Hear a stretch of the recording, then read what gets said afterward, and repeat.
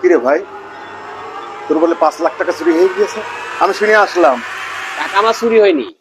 আব্বা, আব্বা আপনার কি হয়েছে? আমি তো ঘরে 5 লাখ টাকা থইলাম, ওই সে টাকা শেষ, বললা পরে গেল। ও আব্বা, ওই ব্যাপার। ওই টাকা নিয়ে আপনি যে ঋণ ছিলেন সেই ঋণ আমি পরিশোধ করে দিয়েছি। ওরে বাবা, তা তুই তো তাড়াতাড়ি ওই টাকাটা শোধ করতে গেলি কেন বাপ? আমার তো দম বন্ধ হয়ে যাচ্ছিল।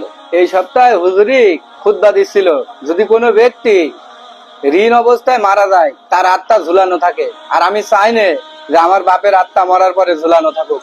তা বলছিলাম কি, তুমি তো আমার কাছে 2 বিঘে সম্পত্তি কিনিলে 20 লাখ টাকায়, 10 লাখ টাকা দিয়েছো আর বলিনি 10 লাখ টাকা পরে দিবা। তাহলে তোমার এই ঋণটাও তুমি পরিশোধ করে ফেলো এখন। আরে আমার টাকা নিয়ে তোর টেনশন করার দরকার নেই। আমার ছেলেরা তো দেখেছিস, আমার ছেলেরা কত ভালো। ওরা আমার অবর্তমানে আমার এই ঋণ পরিশোধ করে দেবে। মিয়া ভাই, আসলে ওরা অনেক ভালো। তারপরেও চলেন দু ভাই ওদের একবার পরীক্ষা করে দেখি। ডাক্তার সাহেব, কি খবর? আব্বার কি অবস্থা?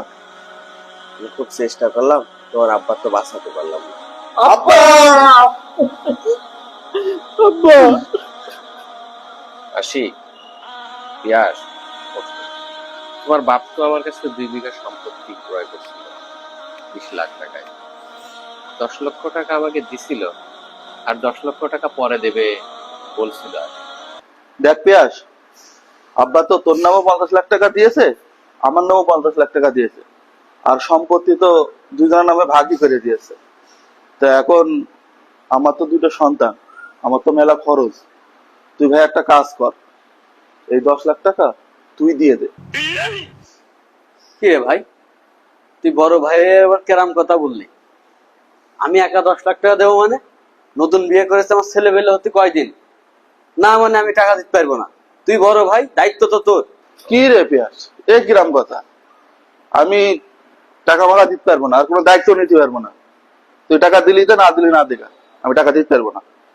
আশিক, পিয়াস, তোমরা যদি এই টাকাটা না দাও তাহলে তোমার বাপের আত্মাটা কিন্তু ঝুলন্ত অবস্থায় থাকবে। এখন দেখো তোমরা কি করবা। বড় ভাই, তার তো একটা এমনি দায়িত্ব থাকে, সে যদি দেয় দিক, না দেয় না দিক, আমি কিন্তু কাকা টাকা দিতে পারবো না।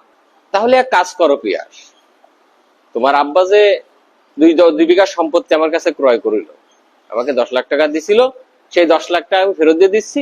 সম্পত্তিটা তোমরা আমাকে দিয়ে দাও। কাকা, 2 বিঘে জমির দাম 20 লাখ টাকা, তাহলে ওই জমিটা নিয়ে নিলে তো টাকা শোধ হয়ে যাচ্ছে।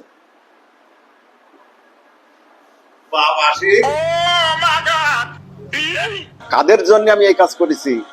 অবিল্লাল, তোর কাছে যে কথা বলিলাম সে কথা থাকলো না রে। সত্যি এদের যে পরিস্থিতি, তাতে তো আমি ঋণ মুক্ত হতে পারতাম না। আমার এই ঋণ নিয়েই তো মরতে হতো। তো ঠিক আছে, তোর টাকার ব্যবস্থা আমি এখনই করব। আপনি মারা গেলে সন্তান আপনার ঋণ শোধ করবে, এটা আপনার নিতান্তই ভুল ধারণা। আমরা এটাই বোঝানোর চেষ্টা করেছি, অতএব নিজের ঋণ নিজেই শোধ করার চেষ্টা করবেন।